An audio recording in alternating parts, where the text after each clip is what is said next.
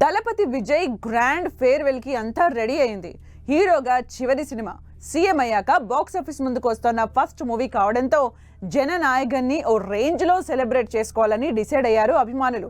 మరి భారీ అంచనాల మధ్య థియేటర్స్ లోకి వస్తున్న జననాయకన్ ఫస్ట్ డే కలెక్షన్స్ సంగతి ఏంటి? లియేతో మిస్ అయిన రజనీకాంత్ కూలీ రికార్డ్ ని జననాయకన్ తో దళపతి విజయ్ బ్రేక్ చేస్తాడా?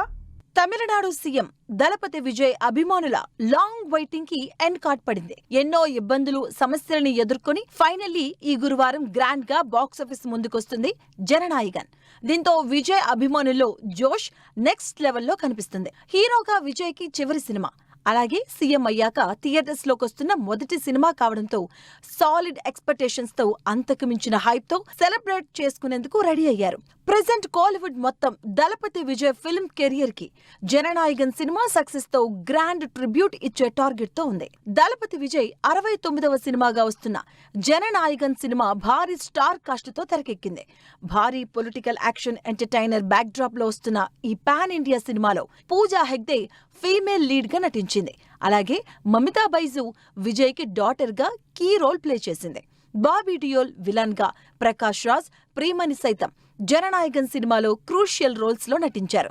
తెలుగులో బాలకృష్ణ భగవంత్ కేసరికి రీమేక్ గా జననాయకన్ వస్తూ ఉండడంతో టాలీవుడ్ ఆడియన్స్ సైతం విజయ్ చివరి సినిమా ఎలా ఉంటుందో అన్న క్యూరియాసిటీతో ఉన్నారు. దళపతి విజయ్ జననాయకన్ సినిమాని ప్రపంచవ్యాప్తంగా భారీ స్థాయిలో విడుదల చేస్తున్నారు. 300కు పైగా దేశాల్లో దాదాపు 7,000 నుంచి 8,000 స్క్రీన్లలో జననాయకుడు రిలీజ్ చేస్తున్నారు. దీంతో ఇప్పటికే అడ్వాన్స్ బుకింగ్స్ లో అదుర్స్ అనిపిస్తున్న Jananayakan cinema first day box office collections ఏ రేంజ్ లో ఉంటాయోనన్న ఎగ్జైట్మెంట్ అందరిలో పెరిగిపోతుంది. ముఖ్యంగా లియోతో విజయ్ మిస్ చేసిన రజనీకాంత్ కూలీ డే 1 రికార్డుని జననాయకన్ బ్రేక్ చేస్తుందా అనే అటెన్షన్ అందరిలో కనిపిస్తుంది.